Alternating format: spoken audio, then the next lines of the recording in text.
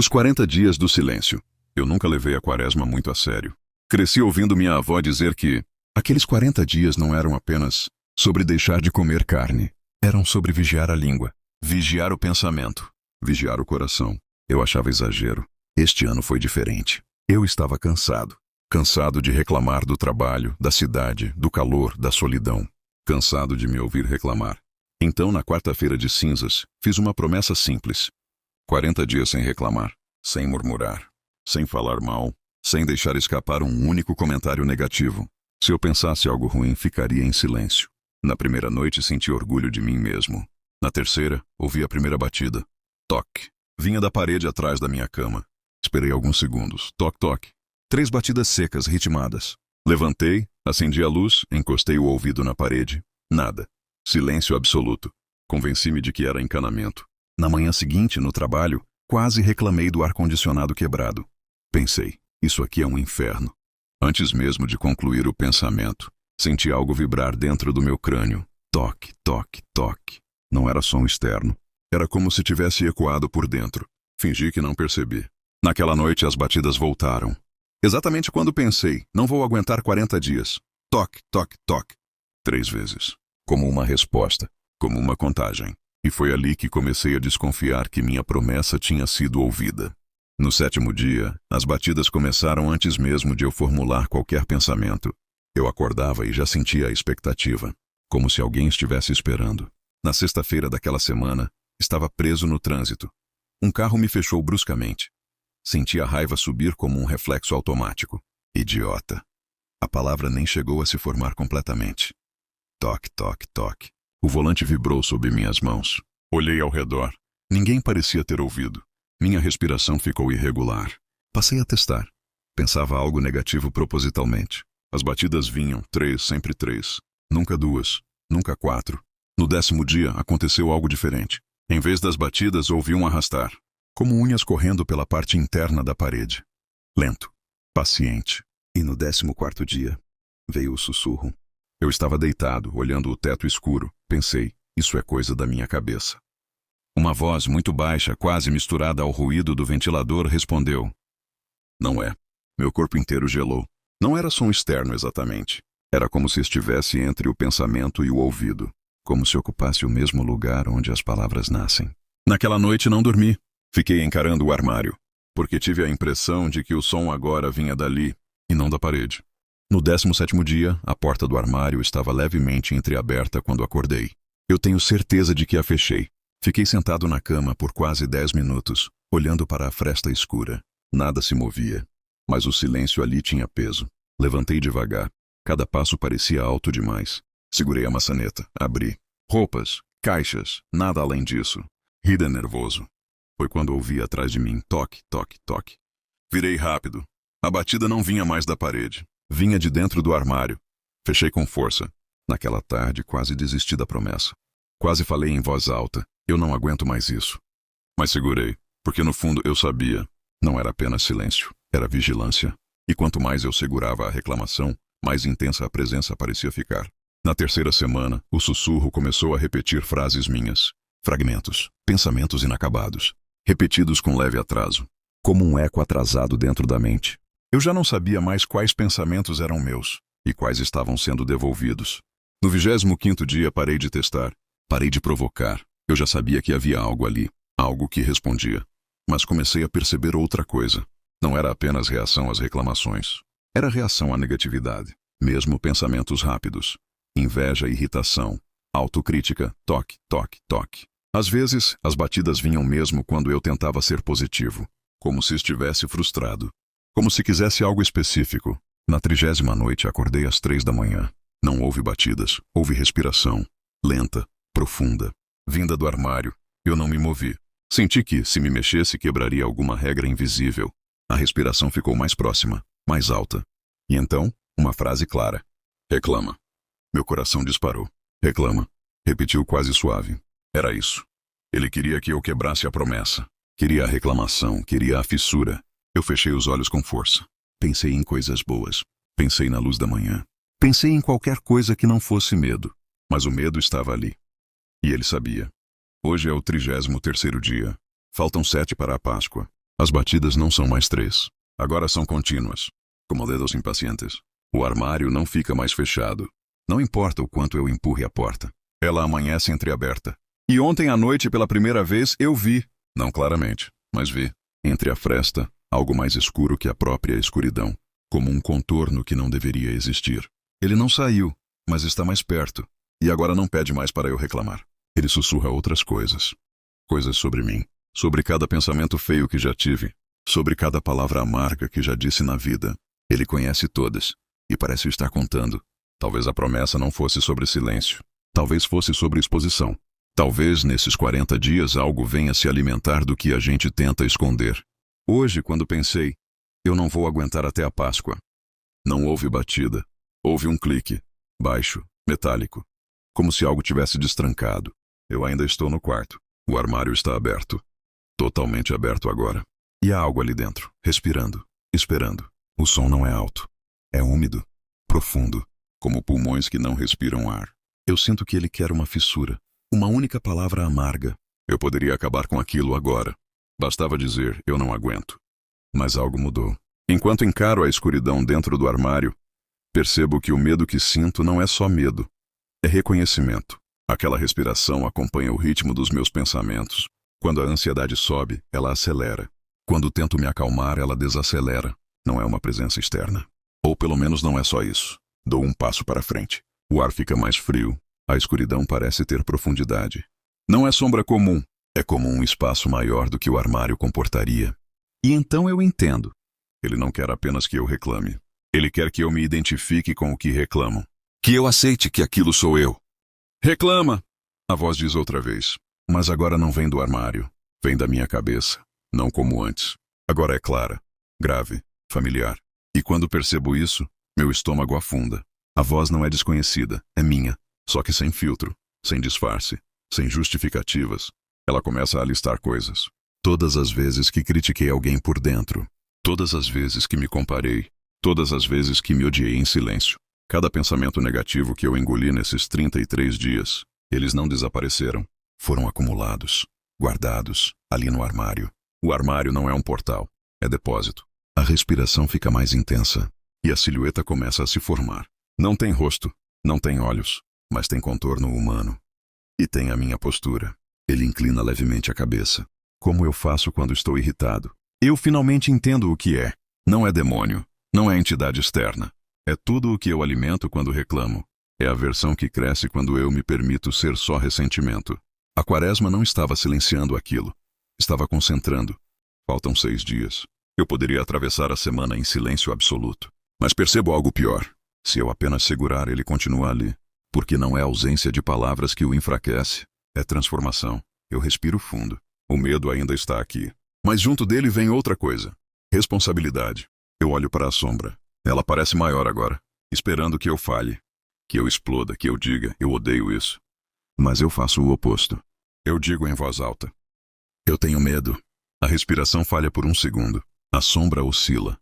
Eu continuo. Eu tenho inveja às vezes. Eu fico frustrado. Eu me sinto insuficiente. Cada frase não é reclamação. É reconhecimento. Não há acusação, não há raiva, só verdade. A sombra começa a perder densidade. Não desaparece, mas fica instável, como fumaça dispersa pelo vento. Ela não queria consciência, queria negação, queria repressão, queria se alimentar do que eu fingia não ver. Os dias seguintes são diferentes. Ainda sinto impulsos de reclamar, mas quando vem eu paro. Não os engulo, não os deixo criar mofo por dentro. Eu os observo, nomeio, solto. A cada reconhecimento, o armário parece mais comum. A respiração ficou fraca. No 40º dia, acordei antes do amanhecer. Silêncio absoluto. Nenhuma batida, nenhum sussurro. Levantei. Fui até o armário, abri. Roupas, caixas, madeira comum. Nenhuma profundidade impossível. Nenhuma sombra densa. Sentei na cama. Esperei. Nada aconteceu. O sol começou a nascer. Pela primeira vez em 40 dias, pensei algo negativo de propósito. Eu ainda sou imperfeito. E não houve batida. Porque não era reclamação. Era fato aceito. Eu sorri. Fechei o armário. Não trancado, apenas fechado. Hoje já passou a Páscoa. Nada voltou. Nenhuma batida. Nenhuma respiração. Mas eu aprendi algo que não esperava. O armário sempre esteve lá. E sempre estará. Ele não era maldição. era acúmulo. A quaresma não trouxe algo de fora. Ela revelou o que estava guardado. Eu ainda reclamo às vezes, mas não guardo, não alimento. Não empurro para dentro de um lugar escuro esperando que desapareça, porque agora eu sei. Se eu fingir que não existe, ele volta a respirar. E eu prefiro manter o armário vazio. A procissão que não era para mim. A quaresma sempre deixou a cidade diferente. As ruas ficavam mais silenciosas depois das 8. As pessoas falavam mais baixo. Até os bares fechavam mais cedo nas sextas-feiras. Desde criança, eu assistia à procissão da janela do meu quarto no segundo andar. Era um ritual antigo. Velas acesas, cânticos graves, passos arrastados ecoando no asfalto. Eu nunca descia. Gostava de observar de longe. Havia algo seguro na distância. Na primeira sexta-feira daquela quaresma, tudo parecia igual. Às 11 da noite ouvi os primeiros passos. Depois o som coletivo das ladainhas. Vozes graves, lentas, quase hipnóticas. Aproximei-me da janela. A rua estava iluminada apenas pela luz trêmula das velas. As chamas ondulavam como se respirassem juntas. O cortejo avançava devagar. Rostos parcialmente cobertos por sombras. Nenhum olhar para cima. Nenhuma quebra no ritmo. Até que ouvi. No meio do cântico, entre palavras antigas e incompreensíveis, surgiu algo claro. Meu nome. Sussurrado. Depois repetido. Cantado. Meu corpo inteiro ficou frio. E nervosa. Devia ser impressão. A mente prega peças quando o som é repetitivo. Mas então a procissão parou. Exatamente em frente à minha casa. As vozes cessaram ao mesmo tempo. Um silêncio pesado caiu sobre a rua. E todos, levantaram o rosto. Para a minha janela.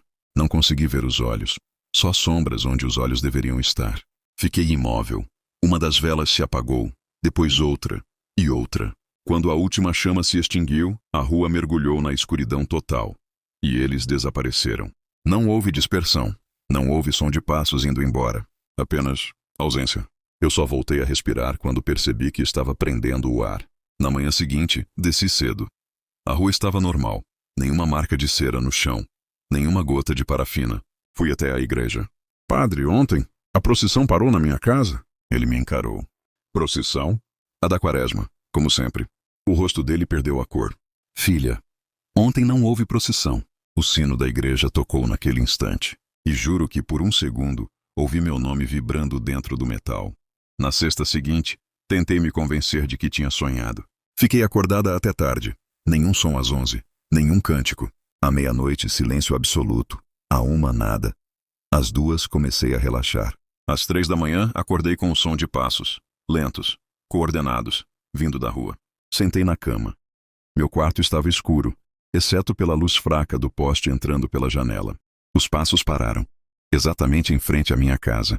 Ouvi o estalo seco de um fósforo sendo riscado. Depois outro. E outro. Pequenos pontos de luz começaram a surgir pela fresta da cortina. Não me levantei. Não queria confirmar. Então começaram os sussurros. Não era um cântico agora. Era mais baixo. Mais íntimo. Meu nome. Repetido em uníssono. Levantei tremendo e afastei milímetros da cortina. A rua estava cheia. Mas não era como antes. As pessoas estavam mais próximas umas das outras. Imóveis. Todas de cabeça baixa. As velas iluminavam os rostos de baixo para cima. E os olhos estavam fechados. Mesmo assim, todos começaram a inclinar a cabeça. Para cima. Na minha direção.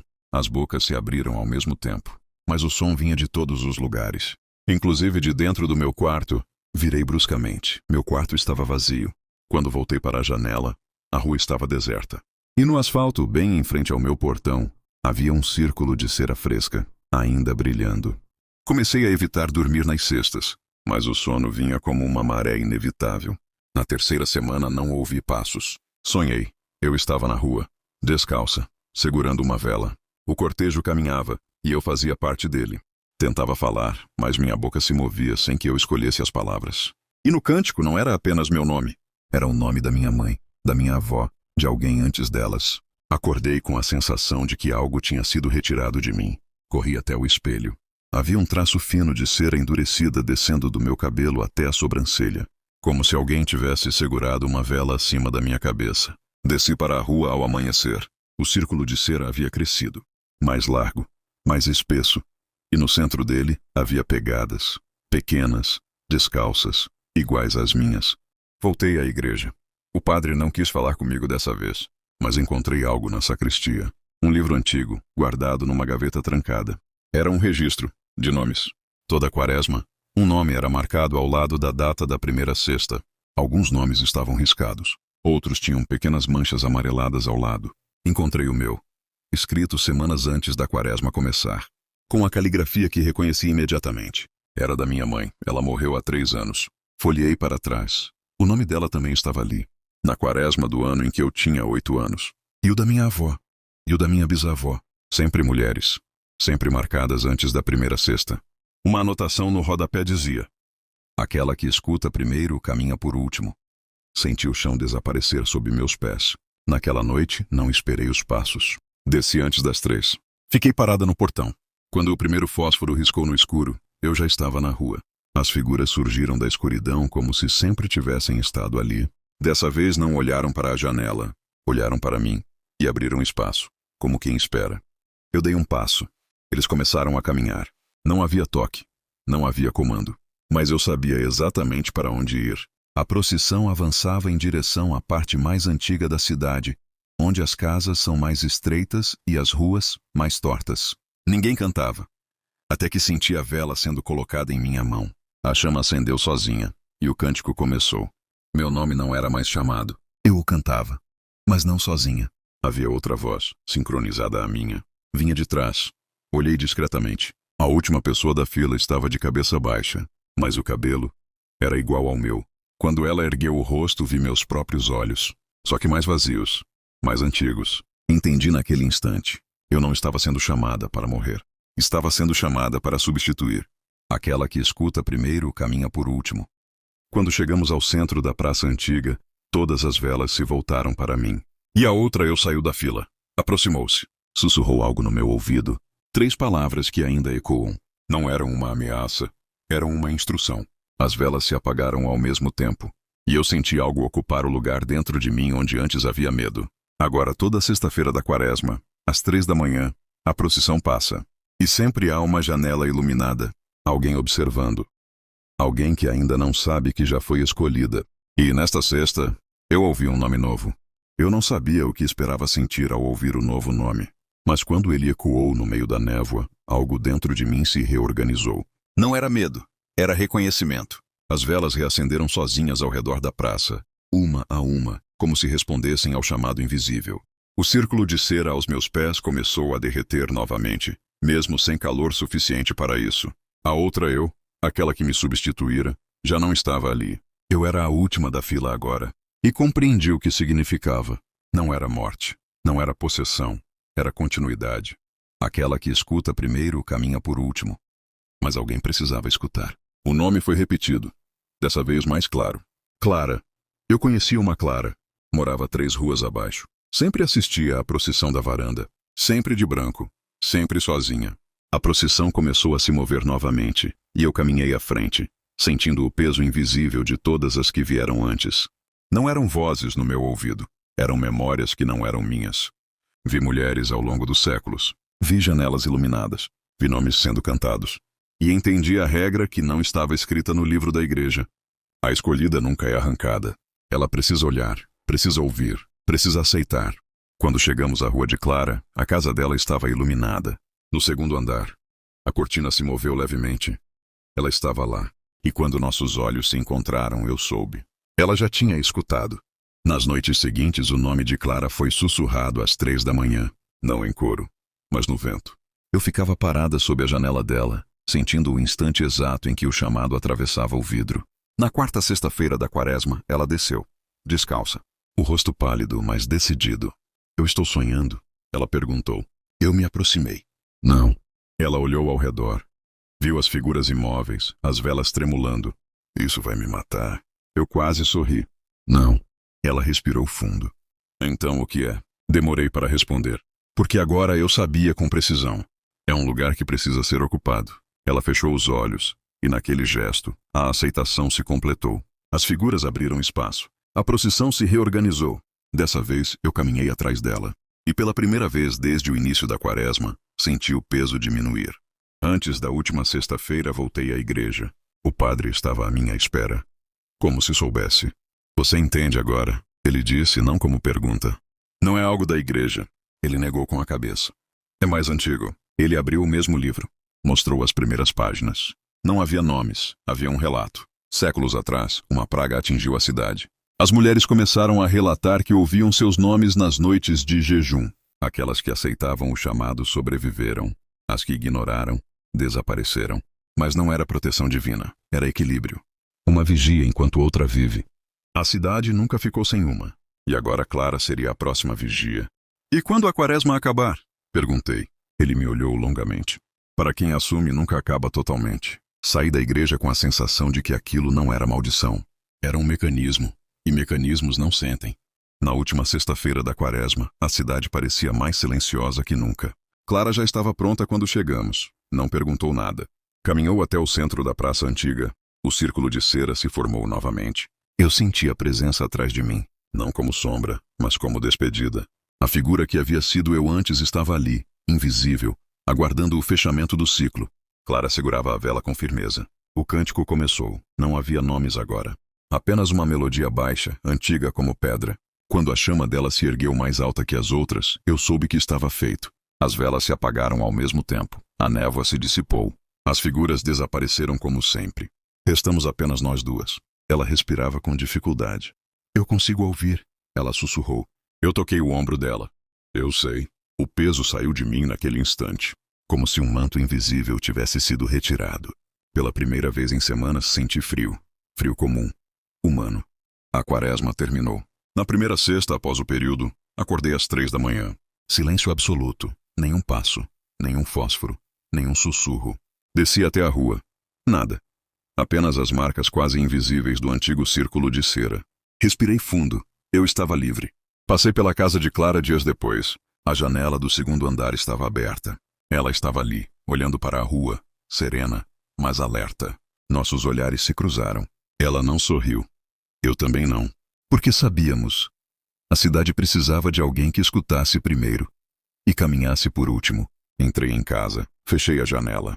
E naquela noite, dormi sem sonhar, sem ouvir meu nome, sem velas, sem passos. Mas antes de adormecer, tive um último pensamento. Em outra cidade, em outra rua.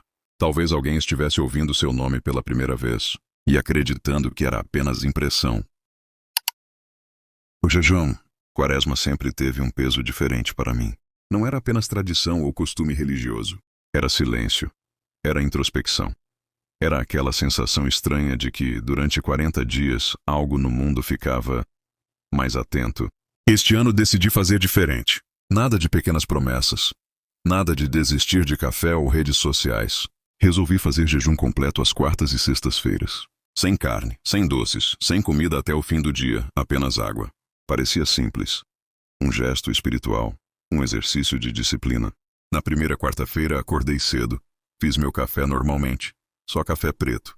E segui com o dia. O corpo reclamou um pouco à tarde, mas nada além de um leve vazio no estômago. À noite dormi rápido, nada aconteceu. Na sexta-feira repeti o ritual. Jejum. Silêncio. O corpo pareceu aceitar melhor. Uma sensação curiosa de leveza tomou conta de mim, como se algo estivesse sendo limpo por dentro. Quando deitei naquela noite, fiz uma pequena oração antes de dormir. Nada muito elaborado. Só um pensamento simples. Que esse sacrifício tenha algum sentido. Naquele momento não imaginei que alguém poderia estar ouvindo. Ou algo. A segunda semana chegou, e foi quando os sonhos começaram.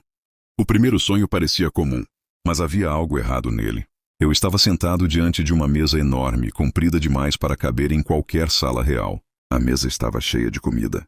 Pães recém-assados, carne fumegante, frutas brilhantes, taças de vinho, pratos que eu nunca tinha visto antes. Era impossível não sentir fome. O cheiro era tão real que parecia atravessar o sonho. Mas ninguém comia. Havia pessoas sentadas à mesa, muitas, talvez 10, talvez 20, talvez mais. E todos estavam olhando para mim. Não conversavam, não tocavam nos pratos. Apenas observavam, esperando. Acordei de repente. Meu estômago doía. Uma fome profunda, quase dolorosa. Olhei o relógio. 3h33 da manhã. Fiquei sentado na cama alguns minutos até o coração desacelerar. Era apenas um sonho. Levantei para beber água e voltei a dormir. Mas na sexta-feira o sonho voltou. Exatamente o mesmo. Mesma mesa. Mesma comida. Mesmas pessoas. E desta vez percebi algo diferente. Os pratos à minha frente estavam vazios. Todos os outros estavam cheios, somente os meus não. E quando acordei, minha boca estava seca, com gosto metálico. Na terceira semana do jejum comecei a acordar cansado. Não era apenas fome. Era como se algo estivesse acontecendo enquanto eu dormia. Na quarta-feira tive o mesmo sonho novamente. Mas dessa vez algo mudou. Quando olhei para as pessoas à mesa, percebi que seus rostos estavam borrados, não completamente invisíveis, mas difíceis de focar, como se minha mente não quisesse reconhecê-los. E então uma delas falou. A voz não vinha da boca. Parecia vir de todos ao mesmo tempo. Você não vai comer? Acordei imediatamente. Minha boca estava com gosto de sangue. Cuspi na pia do banheiro esperando ver vermelho. Mas não havia nada, nenhum ferimento, nenhuma mordida na língua. Voltei para o quarto. E foi quando percebi, no chão ao lado da cama, migalhas de pão, pequenas, secas, espalhadas. Fiquei parado olhando para elas por um longo tempo. Eu moro sozinho. Não havia pão em casa. Varri tudo e joguei fora. Na sexta-feira resolvi não pensar nisso. Era estresse. Talvez o jejum estivesse afetando meu sono. Talvez eu estivesse andando pela casa dormindo. Mas naquela noite o sonho mudou novamente. Quando me sentei à mesa, todos estavam ainda mais imóveis, mais atentos, mais próximos. E pela primeira vez percebi que havia um lugar vazio entre eles. Um lugar reservado. Como se alguém ainda não tivesse chegado. Ou estivesse prestes a chegar. Sexta-feira passada. Nunca vou esquecer. Acordei de repente. Sem motivo. Sem sonho. Sem barulho. Apenas acordei. Olhei para o relógio. 3h33 de novo. O quarto estava diferente. Algo no ar parecia pesado. Foi então que percebi. Havia uma cadeira ao lado da cama, puxada bem perto, como se alguém tivesse sentado ali. Fiquei imóvel, com o coração batendo forte demais. Eu não tinha colocado aquela cadeira ali. Ela ficava na mesa da cozinha. Demorei quase um minuto inteiro para ter coragem de olhar ao redor. Nada. Quarto vazio. Mas quando me levantei e caminhei até a porta, vi as marcas na madeira. 5 marcas longas, como se dedos tivessem pressionado a porta, ou arrastado, de fora para dentro. Eu não dormi mais naquela noite. E pela primeira vez desde o começo da quaresma, eu senti algo novo. Não era fome. Era a sensação de que algo estava esperando junto comigo. Desde aquela noite tudo mudou. A fome ficou diferente. Não é mais apenas estômago vazio. É uma sensação estranha no peito. Como se houvesse um eco dentro de mim. Na quarta-feira seguinte tentei quebrar o jejum. Preparei comida, arroz, ovos e pão. Sentei à mesa decidido a comer. Mas algo me impediu. Não foi culpa, nem fé. Foi medo. A sensação de que eu não estava sozinho naquela decisão. Mesmo assim, peguei o pão. Quando levei até a boca, ouvi algo atrás de mim. Uma respiração lenta, muito perto. Virei rápido. Nada. Mas naquele instante percebi algo que não tinha notado antes. A cadeira da cozinha estava puxada, exatamente como a do quarto naquela madrugada. Como se alguém estivesse sentado ali, observando, esperando. Afastei o prato, levantei da mesa. E naquele momento senti algo dentro de mim. Uma fome diferente, mais profunda. Como se algo estivesse acordando. Desde então os sonhos voltaram. Mas agora a mesa tem um lugar a mais ocupado. O lugar vazio. E sempre que olho para ele, vejo alguém sentado ali. Alguém que se parece muito comigo. Mas não exatamente. Ele nunca fala, nunca come, só me observa, esperando. Porque desde sexta passada comecei a perceber algo pior. Toda vez que sinto fome, algo aqui dentro sente também. E eu não tenho certeza se está recuando comigo, ou esperando a hora de finalmente comer. Na próxima quarta-feira será a última semana da quaresma. E esta noite, acabei de acordar, 3h33. A cadeira está novamente ao lado da minha cama, mas desta vez, ela não está vazia. E eu ainda não tive coragem de olhar.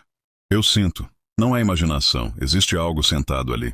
Posso ouvir uma respiração, lenta, controlada. Como alguém que está observando pacientemente. Meu quarto está mergulhado em escuridão. A única luz vem do relógio digital sobre a cômoda. 13h33. Os números brilham em azul. Fico imóvel, olhando para o teto, tentando convencer meu corpo a se mover. Não consigo. O silêncio no quarto é tão pesado que parece pressionar meu peito. Então ouço algo. Um pequeno movimento da madeira da cadeira. Como se o peso do corpo tivesse mudado de posição. Ele está ali e está esperando. Meu coração bate tão forte que começo a temer que aquilo possa ouvir. Passam segundos, ou minutos, não sei. Até que algo quebra o silêncio. Uma voz, muito baixa. Quase um sussurro. Mas não vem da cadeira. Vem de dentro da minha cabeça. Você está com fome. Engulo seco. Não respondo. A voz volta. Faz semanas. Você prometeu. Meu estômago dói. Uma fome profunda atravessa meu corpo. Mas junto com ela vem algo pior. A sensação de que essa fome não é totalmente minha. E então, lentamente, a cadeira range. Algo se inclina para frente. E pela primeira vez sinto a respiração diretamente no meu rosto. Gelada, antiga, faminta. Eu não vejo a criatura, mas sei que ela está ali. Então, de repente, o quarto desaparece. Sem transição, sem movimento. Num instante estou na cama, no outro, estou sentado à mesa. A mesma mesa do sonho. Longa, infinita, coberta de comida. O cheiro é esmagador. Carne assada, pães quentes, frutas maduras, vinho. Meu estômago se contrai, a fome é quase dolorosa. Mas desta vez percebo algo diferente. As pessoas ao redor da mesa estão mais nítidas. Seus rostos ainda são difíceis de identificar, mas seus olhos estão todos fixos em mim. E o lugar vazio não está mais vazio. Alguém está sentado ali. Eu. Ou algo que se parece comigo. Ele tem meu rosto, mas está pálido. Os olhos escuros, fundos demais. Ele me observa com um sorriso leve. A figura na cadeira da minha casa. É ele. A voz ecoa novamente. Agora ao redor da mesa. Jejum é uma porta. Fome é um chamado. E você chamou. O meu outro eu pega um pedaço de pão. E quebra lentamente. As migalhas caem sobre a mesa. As mesmas migalhas que encontrei no meu quarto. Ele estende o pão para mim. Coma. Minha mão treme. Se eu comer, algo dentro de mim diz que não vou voltar. Mas se eu não comer, algo pior vai acontecer. Ao redor da mesa, todos começam a sorrir. Eu entendo. De repente tudo faz sentido. O jejum, os sonhos, a fome. Eles não eram apenas sacrifício, eram um convite. Algo antigo existe no vazio entre o desejo e a privação. Algo que cresce quando o corpo é negado. Quando a fome se torna constante. Quando a mente começa a pensar apenas em comer. Essa coisa se alimenta disso. E eu a alimentei por semanas. Meu outro eu continua segurando o pão. Você abriu a porta. Agora precisa decidir. Ou nós entramos. Ou você sai. Minha garganta seca. Sair para onde? Ele sorri e aponta para a mesa. Todas as pessoas ao redor levantam lentamente as cabeças. Agora consigo ver seus rostos. São pessoas famintas, magras, olhos fundos. Alguns parecem séculos antigos. Outros parecem recentes. Todos compartilham algo em comum. Fome eterna. Eles tentaram resistir. Todos falharam. Meu coração dispara. E se eu não comer? Ele responde calmamente. Então você nunca mais sentirá fome. Por um instante não entendo. Até perceber o que ele quer dizer. Se eu não aceitar, eu me torno um deles. Sentado nessa mesa, observando o próximo, esperando, para sempre. Minha mão treme sobre a mesa. A fome dentro de mim grita. Meu estômago dói. Mas existe algo mais forte. Uma lembrança. Minha oração. Na primeira noite de jejum. Que esse sacrifício tenha algum sentido. Talvez o sentido fosse esse. Resistir. Olho para o pão. Depois para meu outro eu. Ele parece paciente. Confiante. Como alguém que já viu esse momento milhares de vezes. Coma, ele repete. Eu fecho os olhos. Respiro fundo. E empurro o pão de volta para ele. Não.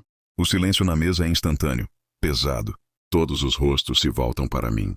Meu outro eu para de sorrir. Pela primeira vez parece irritado. Você não entende. A fome sempre vence. Não. Minha voz sai mais firme do que eu esperava. Nem toda fome precisa ser alimentada. Então algo acontece. A mesa treme. As velas se apagam. As pessoas começam a desaparecer uma por uma. Como sombras sendo puxadas para longe. Meu outro eu se levanta. E pela primeira vez seu rosto se distorce. Então fique com ela. Ele aponta para meu peito. E tudo escurece. Eu acordo. Estou na minha cama. O relógio marca 3h34. A cadeira ao lado da cama está vazia. O quarto está silencioso. Demoro alguns minutos para me mover. Meu corpo parece estranho. Leve. A fome sumiu. Completamente. Levanto e vou até a cozinha. Abro a geladeira. Comida, pão, frutas, carne. Nada desperta qualquer vontade. Nenhum desejo, nenhuma fome. Então percebo. Eu ganhei. Mas não exatamente da forma que imaginei. A fome não desapareceu. Ela apenas ficou presa em outro lugar. Dentro de mim, silenciosa, adormecida. Na quarta-feira seguinte, a quaresma terminou. E eu finalmente entendi o que aconteceu. Eu não alimentei aquilo. Mas também não o destruí. Eu apenas me tornei a porta. Porque desde aquela noite algo mudou. Eu nunca mais senti fome. Nunca mais. Mas às vezes, quando o relógio marca 13h33, Eu sinto algo se mexendo dentro de mim, como se estivesse acordando, esperando pela próxima pessoa que decidir fazer jejum e abrir a porta novamente.